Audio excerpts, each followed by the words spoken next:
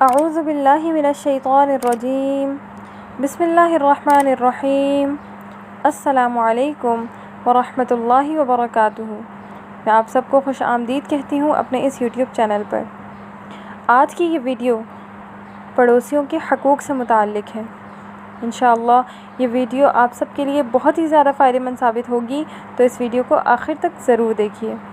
Video شروع کرنے سے پہلے اگر ابھی تک آپ نے ہمارا یوٹیوب چینل سبسکرائب نہیں کیا تو اسے سبسکرائب کر لیجئے اور ساتھ ہی ساتھ نوٹیفیکیشن بیل آئیکن ضرور دبائیے تاکہ آپ کو روزانہ کی بنیاد پر اس طرح کی معلوماتی ویڈیوز ملتی رہیں۔ تو آئیے آج کی ویڈیو شروع کرتے ہیں۔ انسان کا اپنے والدین، اپنی اولاد اور قریبی رشتہ داروں کے علاوہ سب سے زیادہ واسطہ و تعلق، بلکہ یوں کہیں تو کچھ غلط نہ ہوگا کہ ہر وقت بھیڑ، ملاقات، لین دین کا سابقہ ہمسایوں اور پڑوسیوں سے بھی ہوتا ہے، اور اس کی خوشگواری اور ناخوشگواری کا زندگی کے چین و سکون اور اخلاق کے اصلاح و فساد اور بناؤ بگاڑ پر بہت گہرا اثر پڑتا ہے۔ انسان اور اس کے تمدن کی بنیاد باہمی اشتراک، آپسی تعاون پر قائم ہے۔ اس دنیا کا ہر انسان ایک دوسرے کی مدد کا محتاج اور ایک دوسرے کی نصرت اور حمایت پر اس کی زندگی کا انحصار ہے۔ اگر ایک بھوکا ہے تو دوسرے کا حق ہے کہ اپنے کھانے میں اسے بھی شریک کرے۔ اگر ایک بیمار ہے تو دوسرا اس کی عیادت اور تیمارداری کرے۔ اگر ایک کسی آفت اور مصیبت کا شکار ہو اور کسی رنج و غم میں مبتلا ہو تو دوسرا اس کا شریک بنے اور اس کے رنج و غم کا مداوع کرے۔ اور اس اخلاقی نظام کے ساتھ حضرت انسان کی ساری آبادی باہمی اخوت اور محبت اور حقوق کی ذمہ داریوں کے اٹوٹ بندھن میں بندھ کر اتحاد اور یکجہتی کا مظہر اور یؤثرون علی انفسہم ولو کان بہم خصاصہ کا حقیقی مصداق بن جائیں۔ ہر انسان بظاہر جسمانی روحانی حیثیت سے ایک دوسرے سے جتنا علیحدہ ہے، اخلاقی اور روحانی حیثیت سے ضروری ہے کہ وہ اتنا ہی زیادہ ایک دوسرے سے گھلا ملا ہو۔ ایک کا وجود دوسرے کے وجود سے اتنا ہی پیوستہ ہو۔ نبی کریم صلی اللہ علیہ وآلہ وسلم نے اپنی تعلیمات اور ہدایات میں ہمسائیگی اور پڑوسی کے اس تعلق کو بڑی عظمت بخشی ہے اور اس کے احترام و رعایت کی بڑی تاکید فرمائی ہے، اور اس کو جزو ایمان اور داخلہ جنت کی شرط اور اللہ اور اس کے رسول صلی اللہ علیہ وآلہ وسلم کی محبت کا معیار قرار دیا ہے۔ حبیب کبریا صلی اللہ علیہ وآلہ وسلم نے ارشاد فرمایا، صحیح بخاری کی حدیث ہے کہ جبرائیل امین ہمیشہ مجھے پڑوسی کی رعایت اور امداد کی اس قدر تاکید کرتے رہے کہ مجھے یہ گمان ہونے لگا کہ شاید پڑوسیوں کو بھی رشتہ داروں کی طرح وراثت میں شریک کر دیا جائے گا۔ پڑوسیوں کے ساتھ حسن اخلاق کا مظاہرہ کرنا اور اچھا رویہ پیش کرنا اللہ اور اس کے رسول صلی اللہ علیہ وآلہ وسلم کی محبت کی شرط اور اس کا معیار قرار دیا گیا۔ حضرت عبد الرحمن بن ابی قراد رضی اللہ تعالیٰ عنہ فرماتے ہیں، ایک دن نبی کریم صلی اللہ علیہ وآلہ وسلم نے وضو فرمایا تو صحابہ اکرام رضوان اللہ علیہم اجمعین آپ کے وضو کا پانی لے کر اپنے بدن اور چہرے وغیرہ پر ملنے لگے۔ جب سرکار دو عالم صلی اللہ علیہ وآلہ وسلم نے دریافت فرمایا کہ اس عمل پر تمہیں کون سی چیز آمادہ و برانگیختہ کر رہی ہے تو ایسا کیوں کر رہے ہو، تو صحابہ اکرام رضوان اللہ علیہم اجمعین کا جواب تھا کہ بس اللہ اور اس کے رسول صلی اللہ علیہ وآلہ وسلم کی محبت۔ تب آپ نے ارشاد فرمایا، سنو، جو شخص پسند کرتا ہو اور جس کی یہ خواہش ہو کہ اس سے اللہ اور اس کے رسول صلی اللہ علیہ وآلہ وسلم کی محبت نصیب ہو جائے، یا یہ کہ اللہ اور اس کے رسول صلی اللہ علیہ وآلہ وسلم کو اس سے محبت ہو، تو اسے 3 باتوں کا اہتمام کرنا چاہیے۔ نمبر 1، جب بات کرے تو سچ بولے۔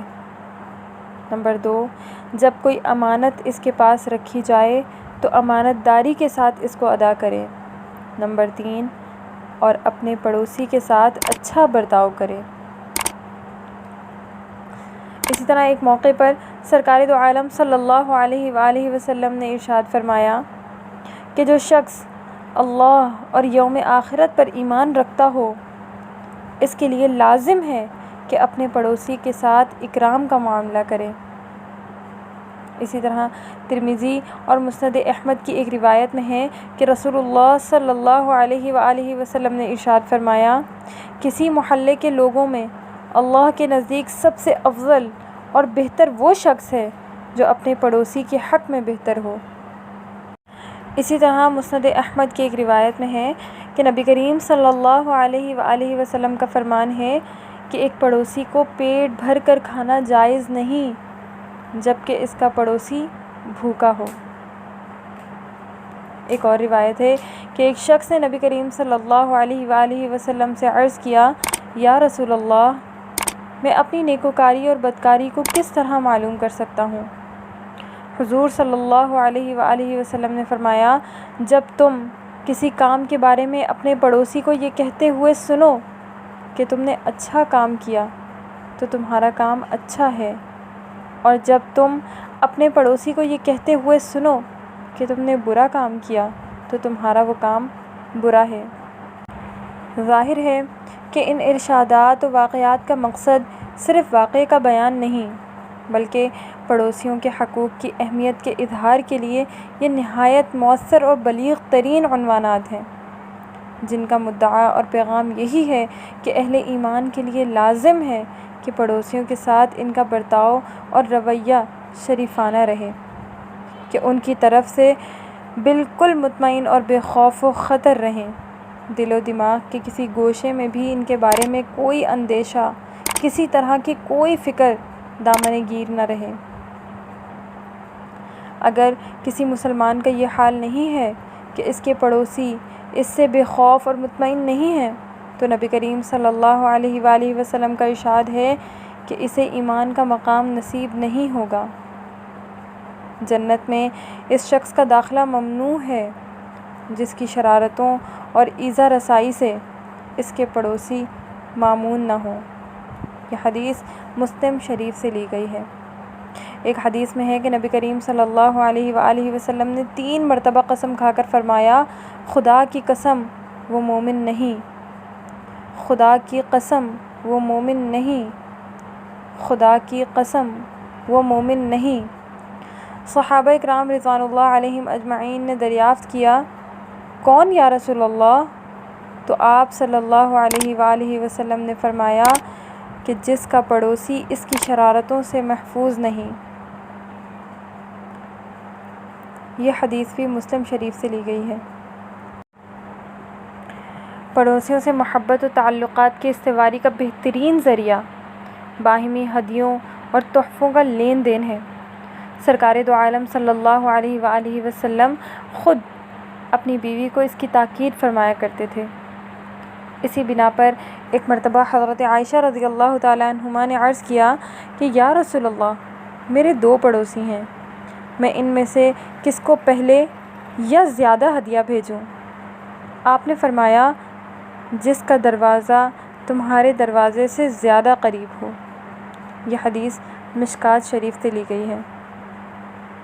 غور و فکر کا دائرہ وسیع کیجیے اور دل و دماغ کے دریچے کھول دیجیے کہ کتنے لطیف پیراہے میں پڑوس میں بسنے والے انسانوں کو متنبع کیا گیا ہے کہ گھر کی دیوار کو اتنا بلند کرنا جو ہمسائے کی ہوا روکنے کا سبب بن جائے اور گھر میں پکنے والی مرغوب چیز کی مہک نہ جانے پائے، کہ اس کی وجہ سے پھول جیسے ناسمجھ بچوں کے دل میں اس کی طمع و لالچ پیدا ہوگی جو ان کے لیے باعث تکلیف ہے، یا پھر ان کے گھر میں بھی پہنچانے کا اہتمام کیا جائے۔ مذہب اسلام کے اس اصولی نقطہ نظر سے بھی سمجھا جا سکتا ہے کہ اسلام نے پڑوسیوں کے بارے میں کتنے نازک اور باریک پہلوؤں کی رعایت کو بھی ملحوظ رکھ کر اس کو ضروری قرار دیا ہے۔ آخر میں ایک مختصر سا قصہ سناتے ہوئے ویڈیو کا اختتام کرتی ہوں کہ امام غزالی رحمۃ اللہ علیہ نے احیاء العلوم کے اندر ایک عجیب و غریب واقعہ ذکر کیا ہے کہ کسی کے گھر میں چوہوں کی کثرت ہو گئی تو کسی نے بلی پالنے کا مشورہ دیا۔ کہ اس طرح چوہے تمہارے گھر سے فرار ہو جائیں گے۔ تو گھر والے نے کہا کہ مجھے اس بات کا خطرہ ہے کہ بلی کی آواز سن کر چوہے میرے گھر سے نکل کر میرے پڑوسی کے گھر میں چلے جائیں گے، اور میں جو چیز اپنے لیے پسند نہیں کرتا وہی چیز اپنے پڑوسی کے لیے پسند کرنے لگوں۔ یہ مومن کی شان کے خلاف ہے۔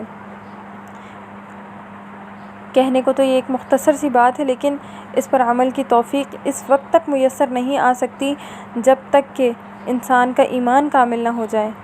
یہ صفت انسانی کمال کی ایک معراج ہے اور اس بات کی دلیل ہے کہ اس کا نفس پورے طور پر مدارج تہذیب طے کر چکا ہو۔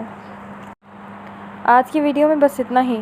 اگر ویڈیو اچھی لگے تو اسے لائک کیجئے، شیئر کیجئے، اور اگر ابھی تک آپ نے ہمارا یوٹیوب چینل سبسکرائب نہیں کیا تو اسے سبسکرائب کر لیجئے تاکہ روزانہ کی بنیاد پر اس طرح کی معلوماتی ویڈیوز آپ کو ملتی رہیں۔